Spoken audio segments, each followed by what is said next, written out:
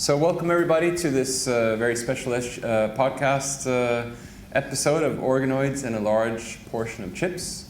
This is truly a special podcast as we are hosting it for the first time live here in Cambridge and in the spirit of International Day of Women and Girls in Science, which took place during this conference. So my name is Stephen Ray Wilson. I am a professor at the University of Oslo, and I will be hosting this special episode with Professor Marianna Kratov de Julio. Thank you, Steve. So thank you very much, especially for pronouncing my name correctly for once, so that was good.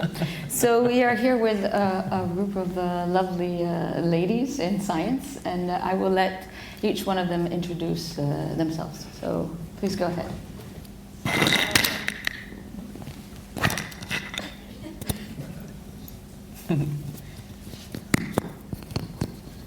Yeah, hello everybody. I'm Heidi Haikala. I'm an assistant professor and a group leader in the University of Helsinki and Tampere University. Our group studies lung cancer therapy resistance. And I'm also a co-founder in a company called Solid.io, which is focusing on bringing personalized cancer care for patients. Good morning, everyone. My name is Mhairi Morris, and I'm a senior lecturer at Loughborough University. And I teach cancer biology, and my research is in how exercise can prevent breast cancer from spreading. And we're trying to develop a 3D model for modelling the obesogenic tumour microenvironment in breast cancer.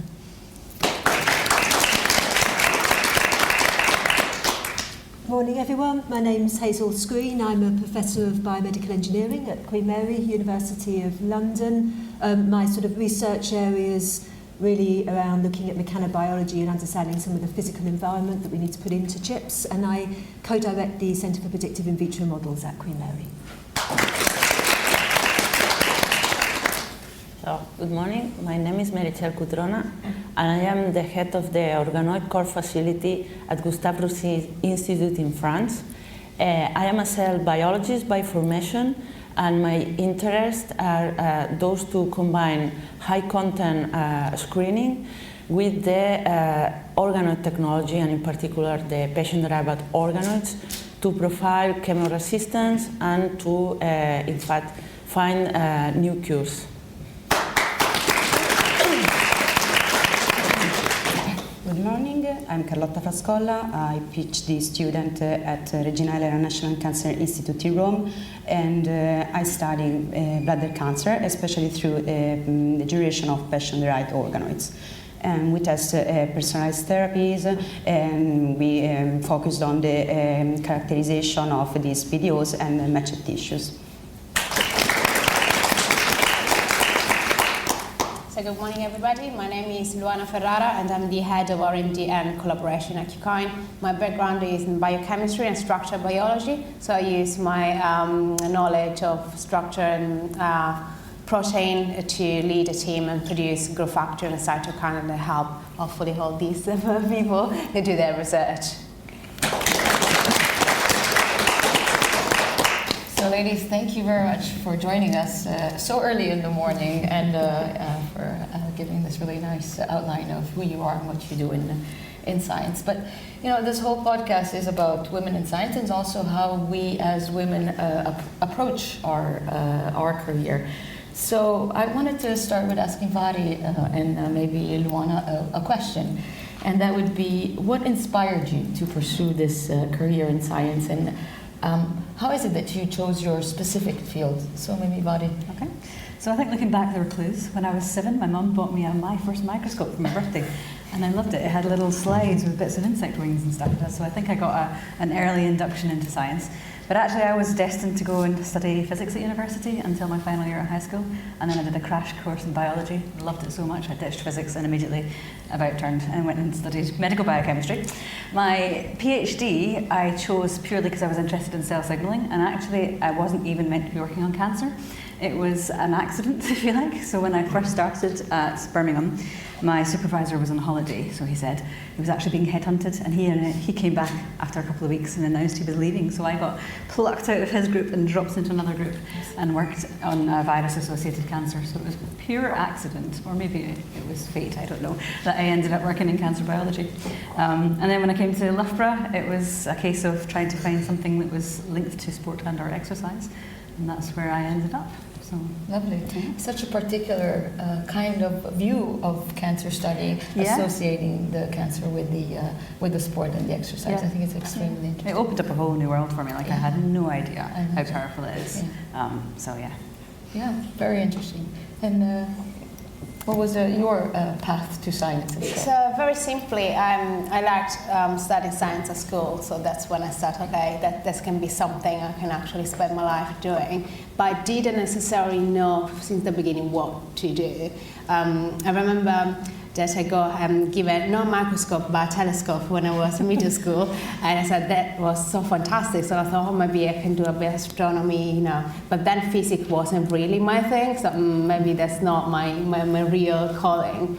And I started to enter the university, the Faculty of Medicine, and I remember studying so hard that I got a position there that was, you know, it's very hard, especially in Italy, to get a position there.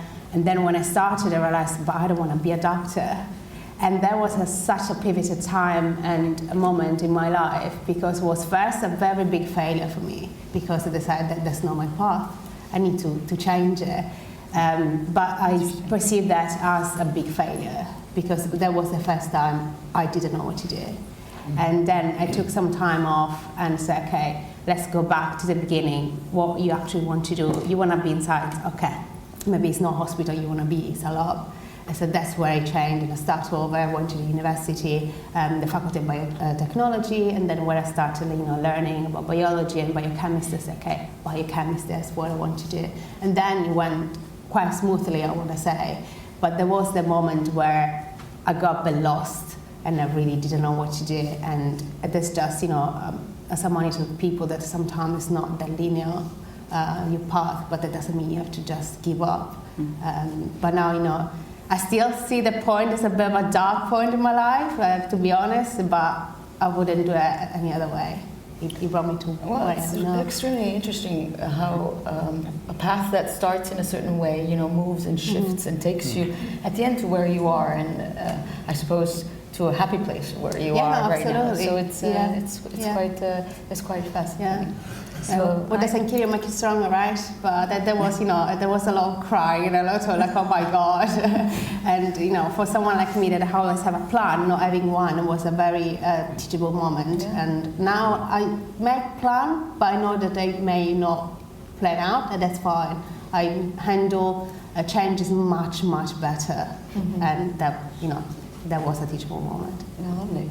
So if I can bounce off of this and maybe switch to a question to Carlotta, maybe.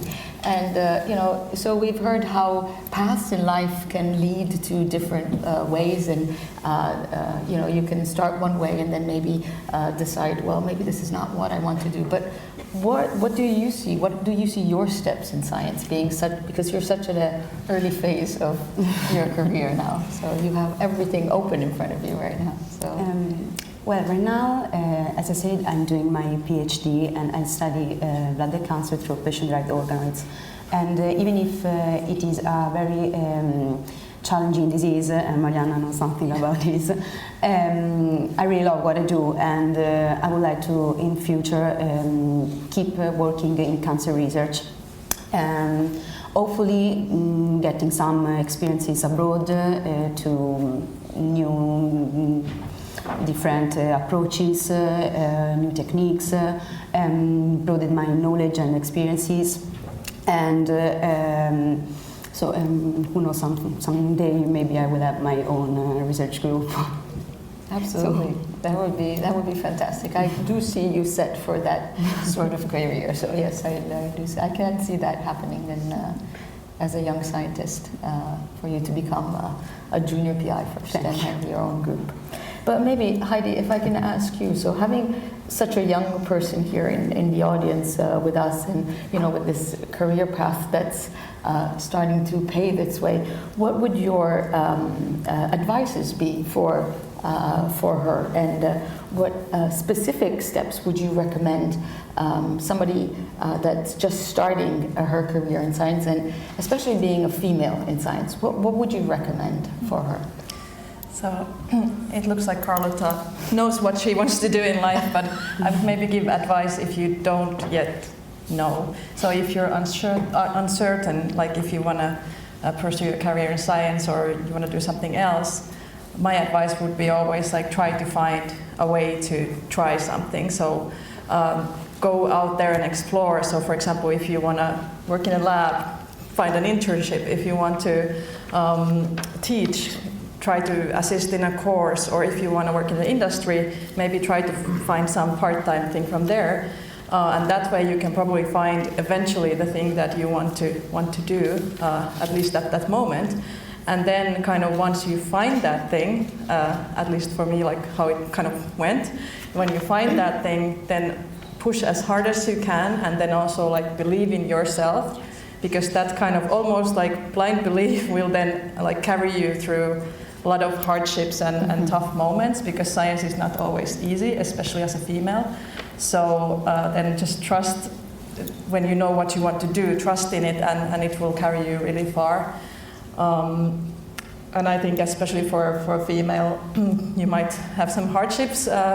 People might doubt you a little bit more maybe, especially when you're maybe younger and less accomplished, like you might encounter some issues. So, but I think that confidence will carry you. Hazel, would you like to maybe chip in this a little bit? Yeah, I think perhaps I was thinking about the word confidence across the board, and thinking a little bit about that career path. And I often see when you talk to some of the sort of young women coming through in science and you compare them with the men, the women often have this quite clear set out pathway that they've tried to define.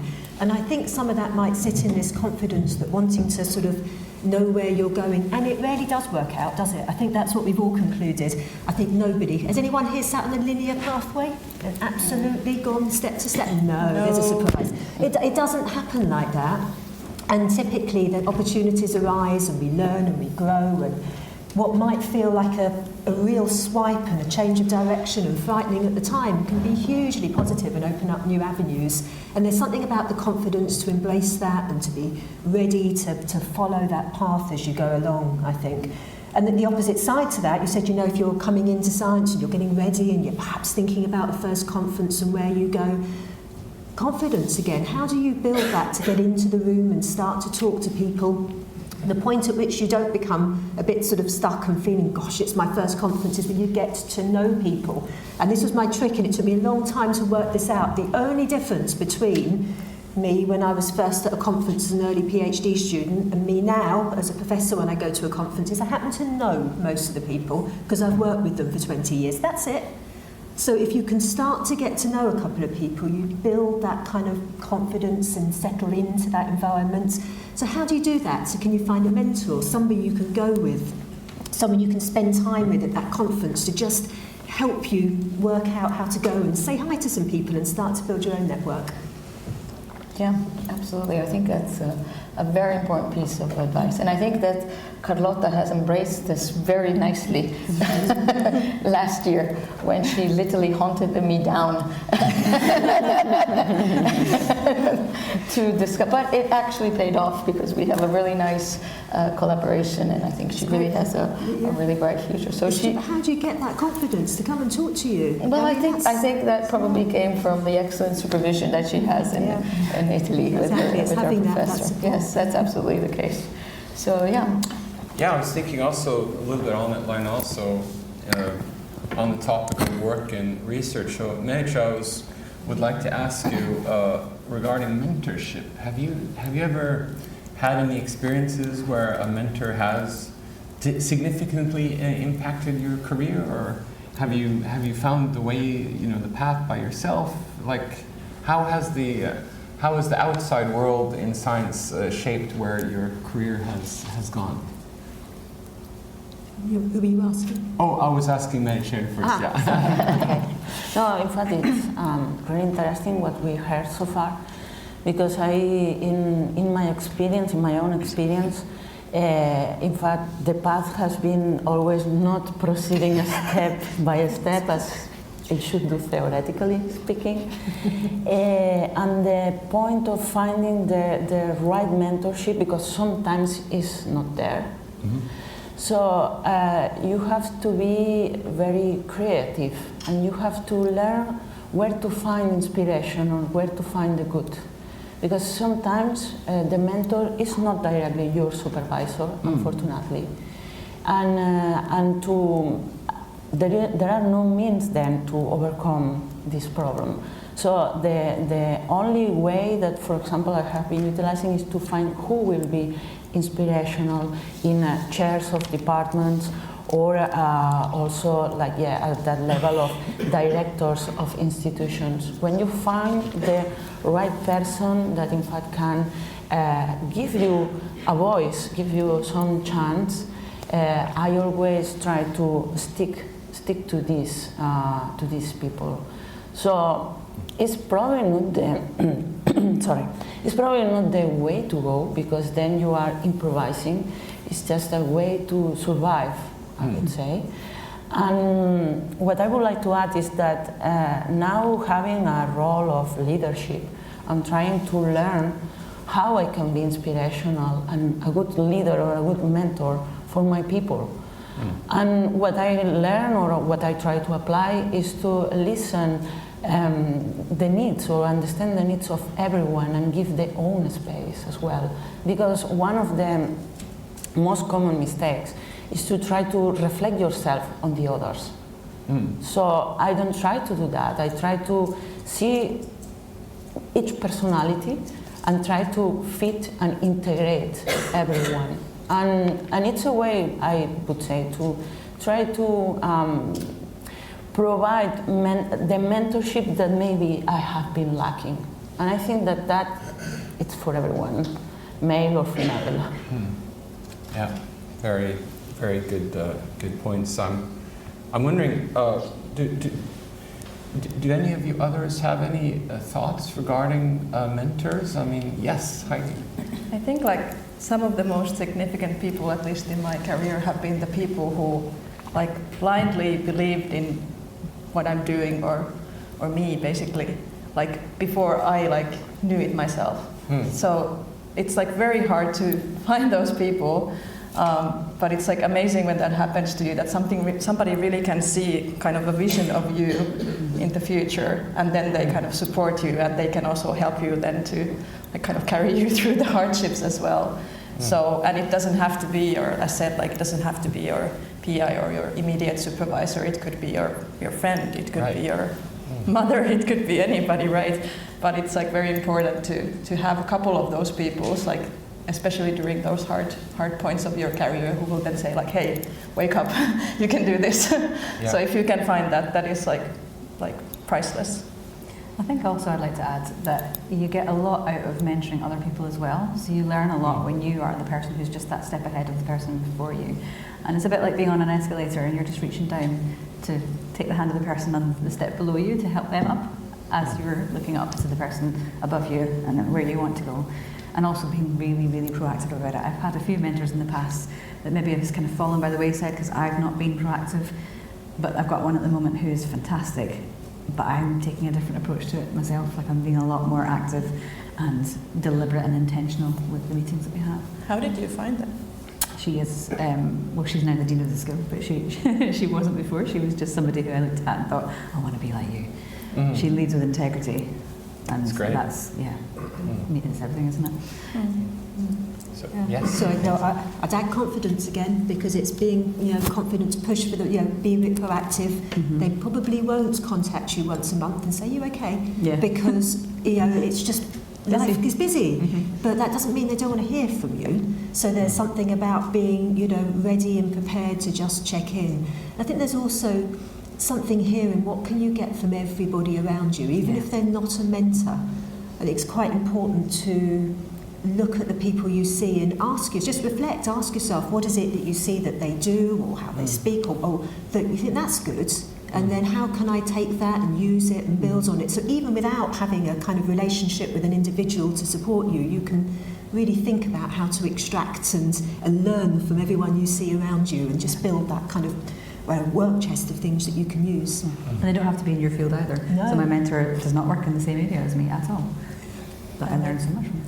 Maybe that goes kind of reversely also into leadership, that when you see some behaviors or something you don't like, then you can also learn from it, like at least I don't want to behave or be like that. So that can be inspirational as well.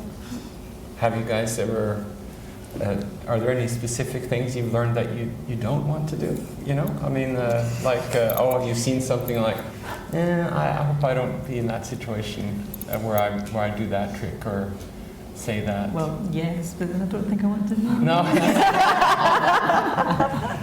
But yeah, no, I think the examples where I felt that somebody hasn't supported me the way they could have been has just made me feel like I treat my students and my staff the way I want to be treated. Yeah. And although I may have not had support in the past from certain people, it's not that I don't resent them at all. If anything, it makes me more independent and more able to do my own work. So you learn something from every experience. Yeah. I'd say Yes. So there's also something in there about not every personality type matches, and No. that's okay.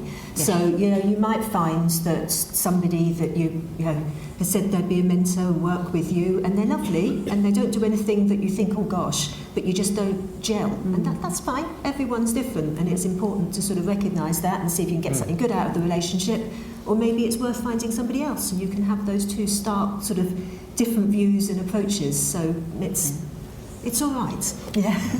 That's specifically important when you manage a team. You need to learn that people are different and then they don't respond to the same kind of managerial style. So you need to change the way you talk to people, or you ask for things to people according to their characteristic of the way they just react. There's not one style fit all.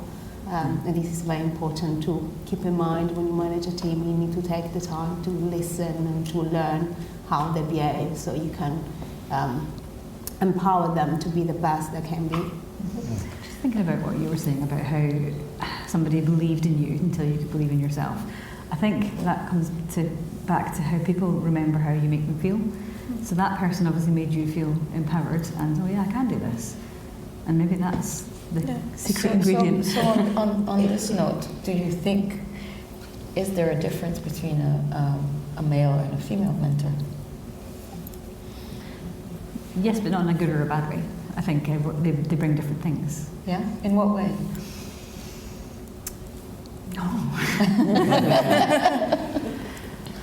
I think men, and this is a sweeping statement, isn't it? Men approach things in a different way to women. I think women tend to be, and this again being very sweeping statement here, more emotionally intelligent. I'm not saying that men aren't. I think men are better at compartmentalising things, and we hold a lot, especially if you're a mother or have caring responsibilities for an elderly parent or something. Even if you have help and a really supportive other half, you still have the mental bandwidth of worrying about that child or the parent or whoever it is you're caring for. And I think, again, sweeping statement, men are better at just separating that and going, right, I'm at work, I can ignore that just now. Maybe. Yeah. But I think there's to learn from both, in a way. So being a female having a female mentor, or being a male having a female mentor, or the other way around, I think you can see the world with the different eyes, you know what I mean? That's good. And if you're open to that, you can actually gain something from it. So, yeah. Yeah, one thing I would want to kind of add to this discussion is also about the concept of kind of managing up. So we cannot always choose, who we work with, or and especially we cannot change other people. So in that sense, you can still, for example, as a student, since you cannot change how your supervisor behaves, but you can kind of try to learn their behaviors and trying to adapt to that the best of that you can. It's not always optimal, but maybe it helps you also then in those tough moments to understand and maybe put yourself to their shoes and try to understand why they do something like they do. I think that's something that I wish sometimes I could have done better, and what I've learned maybe along the way then. So speaking of things being done better, maybe Hazel, do you have any comments on how maybe the institutions and the industries could better support diversity and inclusion? Yes, I think something we talk about a lot. So I run an engineering school of engineering materials science. So it's clearly key for us looking at how do we bring in more women in to study and to academic posts in that area. And we talk a lot about how we drive adverts and put them out and encourage applications. I think the one thing that perhaps we've been talking about and recognised more than anything recently is having clear role models, and just how important it is that what you reflect out and you show to the world just demonstrates the breadth of people and individuals you want to bring back in. So really spending some time thinking about that sort of literature, the way that you're advertising, what's on the website, who you're showcasing, just to make sure that those applicants that you want to apply can see themselves. Because I think that's been the thing that's come through more and more as we work with students and talk a little bit about where they see concerns about coming into science is, I can't see myself. Where can I see myself at that next stage? And it's so important for us to reflect that and support that journey. Yeah, I can see that. Meritxell, do you have any other? Yeah, actually, I think that it's also necessary to have the right framework that supports this. I'm thinking, for example, here in the UK, you have the Athena Swan guidelines, let's say. And in my experience in Ireland, in fact, I could also learn that, because also in Ireland they apply the same principles. And that framework really helps a lot, because it's a way to have something more organized and formalized and not leaving the initiative to the individuals. And I have to say that in other countries that I have been, this is not the case. So I would say that one of the answers that we could find to promote this STEM and the integrity and the equality is to, in fact, adopting in all the countries a similar scheme that will, in fact, really support the development on its whole as a community. Yeah, I do agree with the need of having a framework and role models. But something that we need to do is also having these role models and show these role models very early age. I think that one of the problems that we start, showing women and little girls like the opportunity that they have in science a little bit too late, when already the society has divided the two gender in categories where it's better to do that rather than that because you're a woman, or this job is better for you because you're a man. So we need to enter the so you be a bit more forceful and show everybody that they can do anything regardless the gender, the ability or the ethnicity or whatever, but has to be done very early on so they don't get. Yeah, I'd agree with that, and I think it's really important. But the other thing I think is interesting is our undergraduate population is 50% female. Our MSc, it's dropped. By our PhD, it's dropped even further. And there's something quite interesting in that. And you go and talk to somebody coming out of an undergraduate degree and say, but why aren't you thinking about an MSc or a PhD? Oh, it's not for me. And it's, well, why? And there's something to unpick in that about how we start really young and start really saying, yes, science is for you. So everyone gets that microscope we talked about earlier, or the telescope, everyone has that at 5. But then how do we actually say, no, really, it's you don't have to stop at this level. How do you keep working through and you can do this? I think also funding is an issue, isn't it? So I think a lot of women leave science because they get fed up of a 3-year contract, another 3-year contract, then they have a baby and they don't want that instability. They need something permanent. And I think sometimes like those mindsets can start when you're very young. We were just talking earlier that, for example, I always thought that, like, I thought till I was an adult that I couldn't understand technology. And then I realized, like, okay, that probably comes from like early childhood, because it was always the father who was opening the jar. It was always the father who was changing the lamp. Yeah. So like this very like, and nobody said anything. Nobody said I couldn't do it, right? But it's this kind of unconscious bias that we have. And then I had to realize, like as an adult, like, oh, technology, it's similar, you know, it's like biology, it's anything you can learn, right? Yeah. But it's like difficult to overcome that, especially as an adult, when you realize, oh, I could actually understand this, and So then you can have to actually learn. open the jar Yeah. by yourself. Yes. Yes. But Marianna, regarding bias, I was wondering also in like the hard world of science now. Do you have any examples where you've encountered biases, and how does one handle this? So I've encountered plenty of biases in my in my career, and I can just tell you a little anecdote, which is something that I have mentioned before, and it was that I was I was walking into a meeting, and the person that I was walking with is my assistant, and he's a male, right? And I was carrying my computer, so we walk into this meeting, and there's a room of men in suits, and one of them turns around and he goes like, "Could you fetch me a coffee?" And so I'm like, okay. So, and of course, you know, without trying to create, it's like you don't really want to have start with the wrong foot, right? So I was new to this, so I said, I grabbed him a coffee and I handed it over to him. And then the meeting starts, and I was the chair. So I stood in front of the table and I looked at him and I asked, well, so how was that coffee?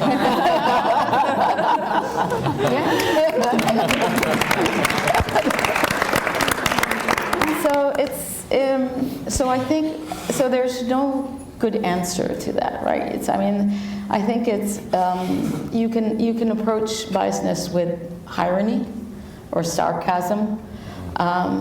Killing seems to be illegal. Killing. Yeah. So yeah, you can't do that. But I think so. I think that what I do as a woman is that I have 3 children. The youngest one is a boy, and I teach him that we are all the same, and we all have the same possibilities in life, and you should not judge a person by its cover, being a woman or a man. So I don't have a good way of doing this if not influencing the next generation of people, because I think it's very difficult to explain now or to have somebody change how they are at this moment in life. And yeah. Do you think that the guy who got the coffee, did he seem like he got embarrassed, or? Yeah, well, I think so. But then, of course, you ignore him throughout right. And you make that way in. Yeah. So in a way that only a woman can do.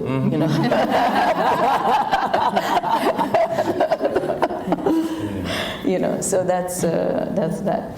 But have you, Stephen, encountered biases in sciences, and how have you handled them? Yeah. So I've definitely encountered that.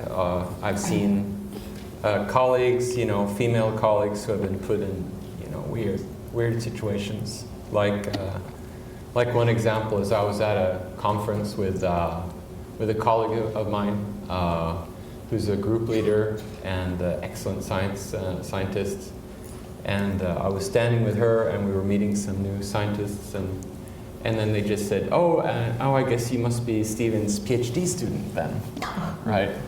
And it was like, no, I'm the group leader, And, that's like one of those things, right? That they just somehow assume that some people can do that. Yeah.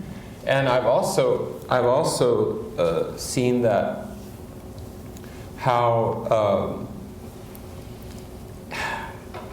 one's CV can also affect the balance and things. So, you know, a colleague, I could notice that after she got a very prestigious grant, then I found it noticeable that it was then more obvious for me how much she was being ignored or spoken over before, but when she gets that grant, then it's like, oh, now she's got the microphone, right? Yeah. And I feel that, I mean, yeah, I know that happens, you know, can happen with everybody, but I just got the feeling that, you know, this was very, like, obvious that this was like an on and off switch for her. Yeah. You know, so that grant was then she had the microphone somehow. You know. So it's to me it seems like that these are kind of assumptions that leadership is some sort of gender biased in a way, and maybe what can we do to change this? Maybe, Vari, can you solve our problem? I wish. I think it's about allowing people to make mistakes, but also having the free conversations and allowing them to talk about this. So I also have a daughter, she's 14 years old, and she is an incredible advocate for her own needs and for other needs. So she's very much, if there's somebody struggling in class, she'll be the one who goes to the teacher and asks for their help for them. And I think we've just brought her up to use her voice, and I think that's something I didn't do until later on, and probably into my 40s actually, until I started to feel like I could stand up and speak up for myself, because I would be the person who would be talked over in a meeting, and now I don't allow that to happen. Mm-hmm. So I think education, allowing people to make the mistakes and then showing them how to write that, and having, as you were talking about earlier, Hazel, having examples of women in leadership positions so that our younger generation of scientists can come through and see themselves in those positions, and to see it, you can be it, you know? Yeah, indeed. So we're going to move to the final topic. This will be about work-life balance and some personal reflections. So maybe, Carlotta, maybe we can start with you. What keeps you motivated and passionate about your work? I mean, science is a lot of work, but one has to, you know, live a life outside sometimes of science too. Also, how are your reflections on that? Well, for me, the bigger motivation is knowing that research could help really patients, and cancer is still complex disease, and there is a lot to understand. But every time I see progression with every disease, a new discovery in the lab, or new techniques that brings us to the clinical approaches, or simply a successful experiment, I remember why I love what I do. And also science is always evolving, so there's never a dull moment, so there's always something new to learn, and I think that it makes me love what I do.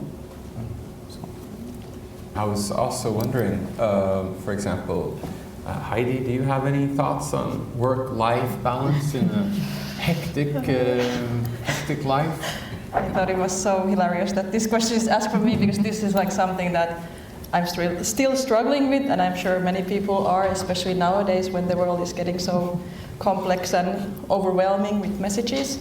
But I guess one very important thing for me is that, well, I have an 8-month-old daughter at home, and my husband is currently taking care of her over there, so they are my rock in a way, like they are what makes me in a way, they're my superpower. So like having that good foundation and having that having that is very important. But of course then, this might be such a cliche, but trying to find also something other than science, like a good hobby that really takes your mind away from work. I know it's difficult because science, it's a passion for all of us, and it's something that kind of penetrates all life aspects in a way, but still having something else to do as well is very important. And kind of trying to find that balance. I'm still working on it myself.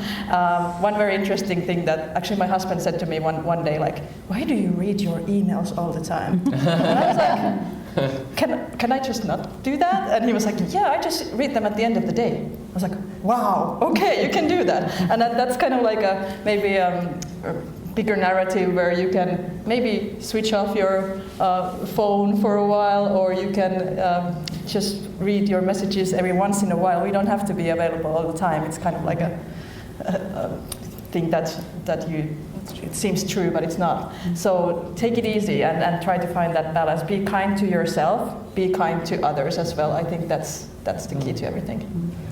Give yourself permission to say no to things. Yeah. You don't have to say yes to every opportunity. Yeah. That's great. So have you solved that puzzle?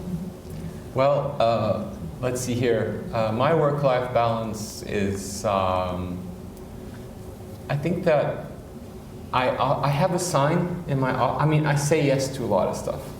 But I do, both me and Hanna, my nearest colleague, we both have signs in our office that says no. To just remind us to maybe not say yes to that extra committee or this and that, because, you take that stuff home with you, even if your computer is, even if you leave your computer at home, you will take that stuff home with you. And that can affect, your life for the family and stuff like that. But I think that I really value, time with my family, like doing homework with my son, and doing these things. And it does help. It does help sharpen the brain too.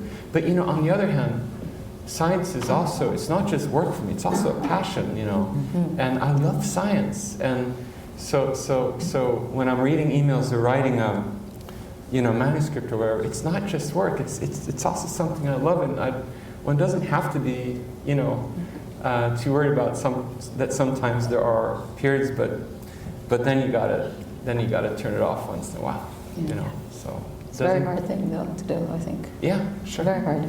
And maybe also being present while you're at home, and just spend time with your child and be there, throw that phone away and just focus on that moment. I think there's different degrees. Your child is 8 months, mine are 23, 21, and 14. They live with their electronics. That's so different. If they're with their phones, more difficult to eradicate those from their for phones. sure. Yeah. So it's, but I find myself texting them from the ground floor, saying, "Are you? Dinner's ready." But yeah, it's. But I do understand, and I do agree with the taking time for yourself and doing something. So I have the 1 hour rule a day in which I exercise. So that's my way of unplugging. So it's that's what I do for myself, and so that's fun. All right. Wrap up. Yeah. Oh wow, this was quite exciting. Thank you very much. It has been such a fantastic conversations. We've highlighted, I think, very interesting topics and some personal experiences as well regarding gender bias in science from both male, let's say, and female points of views. And we hope that this discussion has kind of shed some light on the challenges, but also on the opportunities for women or people, I would say, in the field. So thank you very much for joining us, and we look forward to continuing this important conversation and dialogue in the future with maybe some other episodes that'd be cool. on it. I wanted to thank the guests and of course the audience, and of course you, Steve, being such a gracious co-host, and of course Miles. Where would we be without Miles? A lot better off, probably.